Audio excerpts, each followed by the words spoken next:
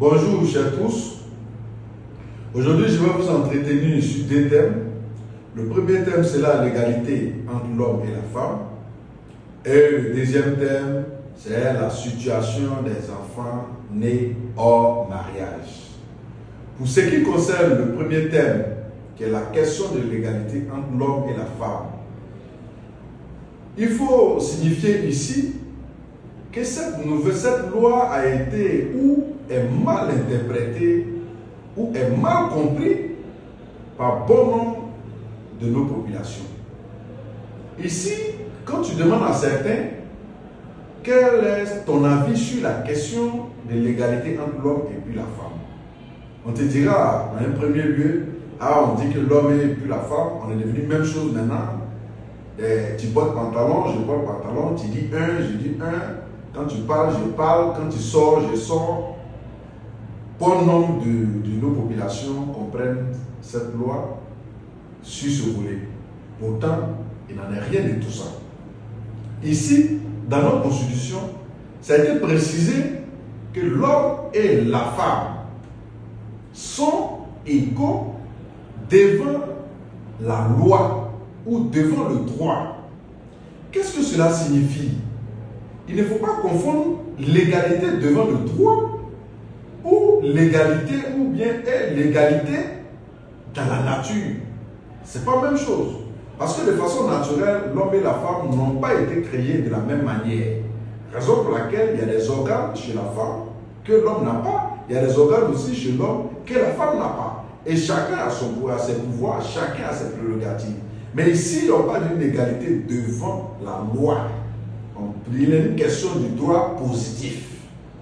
Ici, qu'est-ce que ça signifie? Avant, quand tu regardais dans nos lois, les femmes étaient privées de beaucoup de choses dont les hommes avaient droit. Je prends l'exemple, si je vais dans les régimes, au niveau du droit civil, les régimes matrimoniaux de la loi de 64, dans le mariage, il y avait un chef de famille qui était l'homme. Et la femme n'avait pas le droit de dire son mot en quelque sorte. La femme faisait partie des biens de l'homme, alors que la femme est un homme à part entière comme les hommes. Et la femme en ce moment ne pouvait pas se permettre d'aller postuler à un emploi quelque part dans une entreprise, dans une administration, sans l'autorisation de son mari. Et même dans cette même loi de 64, en ce moment, la femme même pour faire un compte bancaire, il faut que son compte bancaire soit sous tutelle de son mari. Et si je quitte au niveau du droit civil, revenons même dans la vie courante, au niveau du concours de gendarmerie, les femmes n'avaient pas droit à passer les concours de gendarmerie. Donc, c'est toutes ces privations, et même dans certains points où, quand la femme travaille et que l'homme travaille, ils font le même travail, mais ils n'avaient pas le même salaire. Donc, c'est toutes ces discriminations-là qui ont été balayées pour dire maintenant, la femme a le même droit que l'homme. C'est-à-dire, elle est libre d'embrasser la profession ou le travail qu'elle veut. Elle est libre d'ouvrir un compte bancaire sans l'autorisation de son mari. Elle est libre de s'exprimer dans les affaires courantes du pays, du ménage et même de sa famille. Et même dans certaines règles où la femme n'avait pas droit à l'héritage. La femme n'avait pas droit à l'héritage, c'était uniquement passé entre les hommes. Mais maintenant, tout a été balayé. C'est devant le droit ou la loi que la femme a les mêmes droits, les mêmes prérogatives que les hommes. Raison pour laquelle les femmes sont autorisées maintenant à passer les concours de gendarmerie. Les femmes deviennent des présidentes, les femmes deviennent des ministres, des femmes deviennent des députés, etc. Donc, c'est pour signifier simplement que les privations dont les femmes avaient été victimes dans le passé, c'est ces privations qui ont été levées.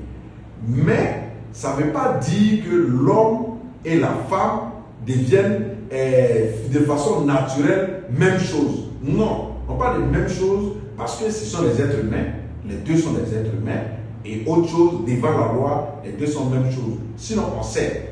On a vu certains exemples où on demande, bon, si tu dis que tu es même chose comme moi, il faut t'arrêter, tu vas uriner, ou il faut t'arrêter, tu vas pisser, je vais voir.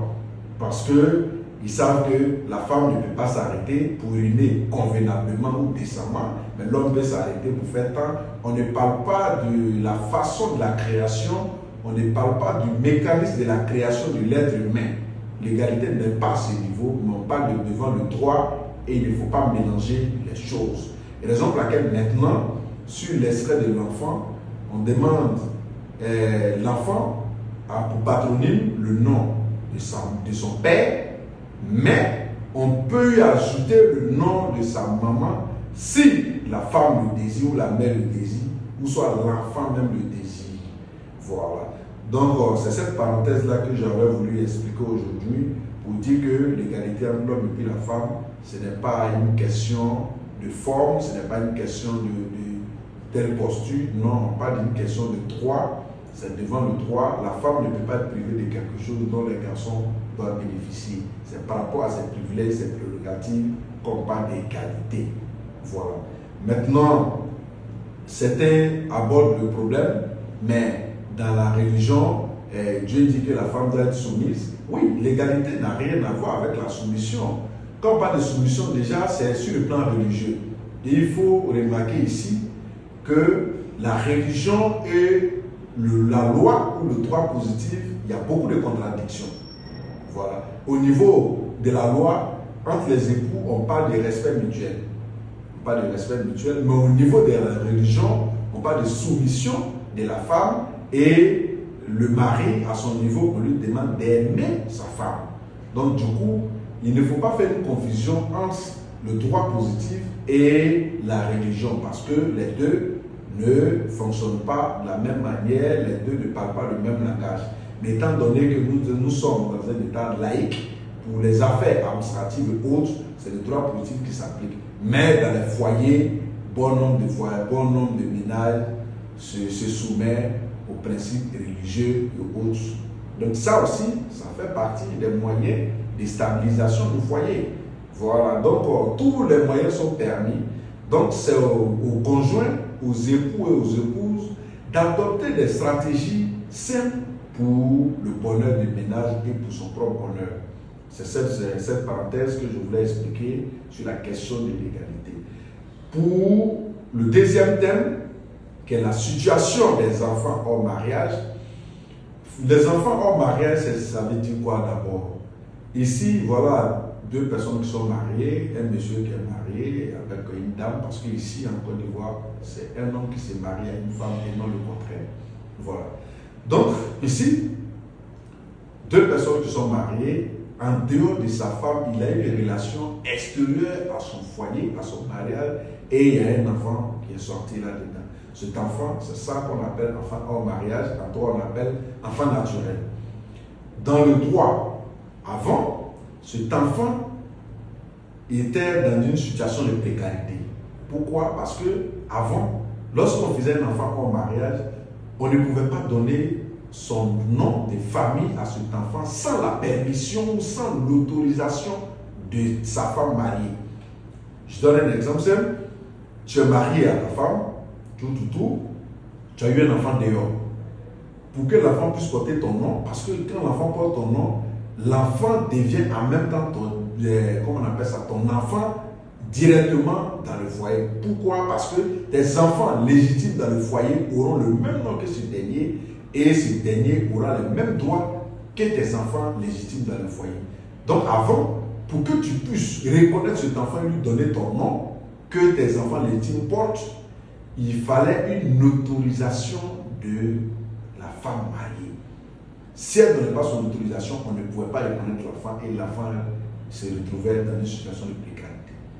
Mais cette loi a été nettoyée et désormais, lorsqu'on a un enfant dehors, enfant hors mariage, on n'est plus obligé d'avoir l'autorisation de sa femme pour reconnaître l'enfant ou pour donner son nom à l'enfant. Il va falloir simplement informer la femme. Avant, c'était autorisation, mais maintenant c'est information. L'information signifie quoi? Tu as eu un enfant dehors, tu fais asseoir ta femme, tu lui donnes l'information. J'ai eu une aventure dans tel coin, malheureusement, il y a un enfant qui est sorti, je t'informe. qu'elle soit d'accord ou pas, une fois que tu l'as informé, c'est fini, tu es dans le droit et l'enfant rentre dans la plénitude de ses droits comme ton enfant. Et en cas de décès, l'enfant hérite au même niveau de l'héritage que les enfants du foyer, même pourcentage, même montant. Donc cette parenthèse-là, il est important. Ou soit, si vous-même vous ne pouvez pas informer votre femme, vous sollicitez un notaire ou un huissier qui va rentrer en contact avec votre femme, vous allez de votre part, qui va l'informer, votre mari me charge de vous informer qu'il a eu un enfant dehors, l'enfant s'appelle tant. Qu'elle soit d'accord ou pas, ce n'est plus à l'ordre du jour, il faut simplement l'informer. Et une fois qu'elle a l'information, c'est fini, l'enfant porte le nom de son père biologique et il rentre dans ses droits, il a le même droit que les enfants du foyer, il a le même droit que les enfants du ménage et en cas d'héritage, il hérite du même montant que les enfants légitimes du foyer. Merci de m'avoir suivi et rendez-vous pour une prochaine